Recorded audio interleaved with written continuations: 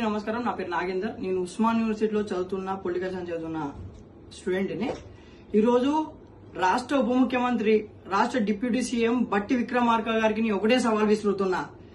Sir Vikramarka గారు, మీరు రండి, యూనివర్సిటీకి మిమ్మల్ని మేము స్వాగతిస్తున్నాం.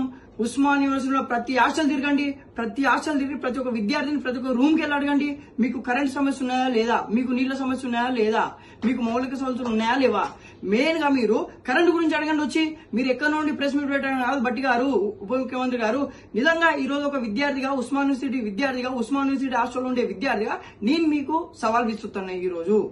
ఎందుకంటే అక్కడెక్కడో కూర్చొని ప్రెస్ మీట్ పెట్టి ఉస్మాన్ యూనివర్సిటీలో ఎలాంటి సమస్యలు లేవు, అవాస్తవాలను కావాలని ప్రభుత్వాన్ని బదనాం చేస్తున్నారంటే, నిజంగా నేను కూడా సఫర్ అయినా కొన్ని రోజుల వరకు సఫర్ అయినా 2-3 గంటలు పోతుంది ఉస్మాన్ యూనివర్సిటీలో కరెంటు.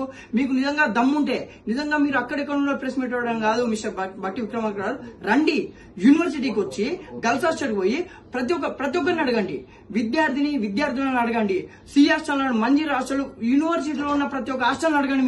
మీకు ఎలాంటి సమస్యలు ఉన్నాయి, ఎలాంటి సమస్యలు ఇవ్వని అడగండి. కరెంటు కొరతలు ఉన్నాయిరా బాబు, మేమే కదా సఫర్ అయింది. వాటర్ లేక మేమే కదా సఫర్ అయింది, కరెంట్ లేక మేమే కదా సఫర్ అయింది.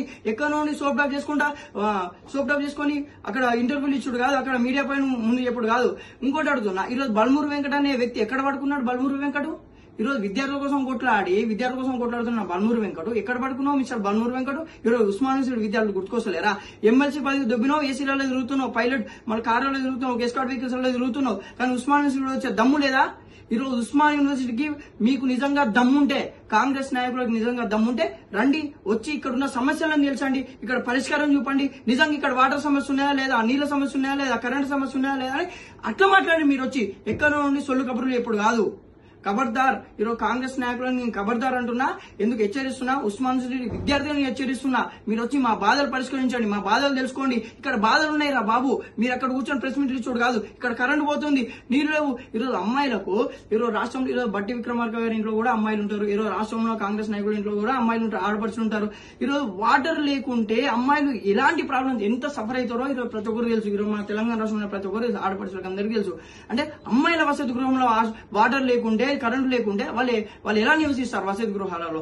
ఉస్మాన్ యూనివర్సిటీ సమీపంలో ఉన్న వసతి గృహాల్లో వాళ్ళు ఎలా నివసిస్తారు? మీరు ఎందుకు అలా తప్పుడు ప్రచారం చేయాల్సి వచ్చింది? అంటే ఈరోజు అమ్మాయిలు రోడ్డు మీదకి వచ్చి బైఠాయించి ఈరోజు నీటి సమస్య ఉన్నాయని చెప్పడం వాళ్ళు ఫేకా? అంటే వాళ్ళు మాట్లాడేదంత అబద్దమా? అంటే ఉస్మాన్ యూనివర్సిటీ విద్యార్థులు మీరు తప్పుదో పట్టిస్తున్నారు, ఉస్మాన్ యూనివర్సిటీ విద్యార్థులు మాట్లాడి మీరు తప్పని అంటున్నారు. ఖబర్దార్ కాంగ్రెస్ నాయకులారా, మీకు నిజంగా దమ్ముంటే రండి, యూనివర్సిటీకి వచ్చి యూనివర్సిటీలో సమస్యలు పరిష్కరించండి. ఇక్కడ కరెంట్ ఉన్నాయా లేదా, నీళ్లు ఉన్నాయా లేవని దాని గురించి మాట్లాడండి.